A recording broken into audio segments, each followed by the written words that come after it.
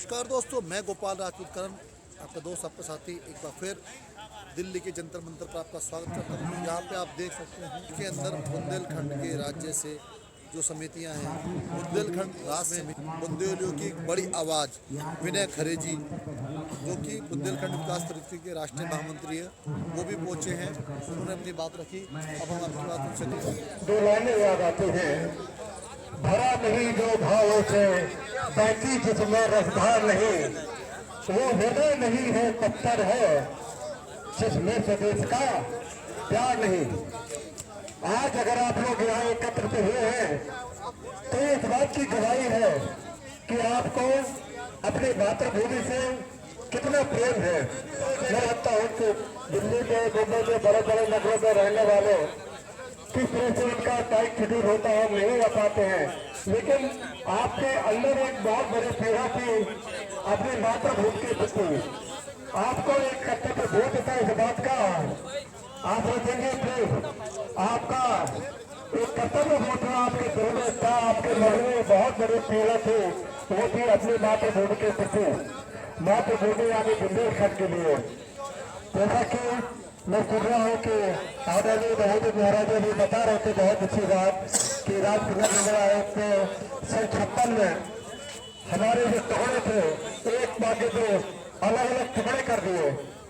बुंदेलखंड की राज्यता बहुत पहले से था, चौधरी बचे थे साहब, और इसके साम्राज्य की स्थापना जो है सत्ता जिंगरा के द्वारा हुई थी, इससे पहले से भी यह चल रहा था, लेकिन जो टुकड़े हो गए 56 में जाके। और लेकिन इसका परिणाम क्या हुआ आखिर?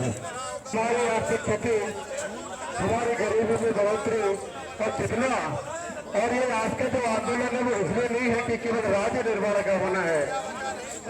आंदोलन इस बात का भी है कि कैसे हम अपने भारत को समृद्ध बनाए, कैसे हम एक ऐसा राज्य बनाए, ऐसे राज्य की कल्पना हम कर सके, ऐसा राज्य हम बना सके कि पूरे भारत देश में नहीं बल्कि पूरे विश्व में कीर्तिमान स्थापित कर सके। आज तक लगातार अपना बलिदान दिया। जब तक बुंदेलखंड राज्य नहीं बनता तब तक खून बहेगा बुंदेलखंड। और बुंदेलखंड के जितने भी शोषण हो रहा है किसी भी प्रकार का, बुंदेलखंड का निर्माण क्यों हो रहा है पहले ये जानना जरूरी है। हमारा बहुत ज्यादा उपेक्षित है। जब से राज्य पुनर्गठन हुआ था, ये सन 56 में हुआ था जो है, तब से लेकर बहुत सी कमी हमारे यहाँ पर आई है एरिया में, ये बहुत ज़्यादा उपेक्षित रहा है। और अगर भारत को सशक्त बनाना है, सशक्त राज्य बनाना है, तो छोटे छोटे राज्यों का जो हमें पुनर्निर्माण करना पड़ेगा। सरकार को ये सोचना पड़ेगा कि जितने भी छोटे राज्य वो बनाती है, और ये हमारी बीजेपी की गाइडलाइंस में है कि छोटे छोटे राज्य बनाना। और अगर आप कहते हैं कि क्या कमी रही जिसकी वजह से नहीं बन पाया, तो आंशिक रूप से तो राजनीतिक जो है मंशा है वो पूरी नहीं थी, उनकी जो है इच्छाएं नहीं थी जो है, और कुछ हम लोगों की तरफ से जो आवाज उठनी चाहिए थी वो नहीं उठी। लेकिन अब दिल्ली से ये जंतर मंतर जो है भारत का ऐसा क्षेत्र है जहाँ से पूरे देश में आवाज जाती है, तो इस जगह से हम लोग आवाज उठाते हैं कि जितनी जल्दी मोदी जी से भी प्रार्थना करते हैं कि जितनी सरकार से प्रार्थना करते हैं जितनी से जल्दी हो सके आप राज्य बनाएं, क्योंकि ये बुंदेलखंड राज्य बन जाएगा तो बुंदेलखंड राज्य की जनता ही खुशहाल नहीं होगी बल्कि पूरा देश समृद्ध बनेगा। जय जय बुंदेलखंड।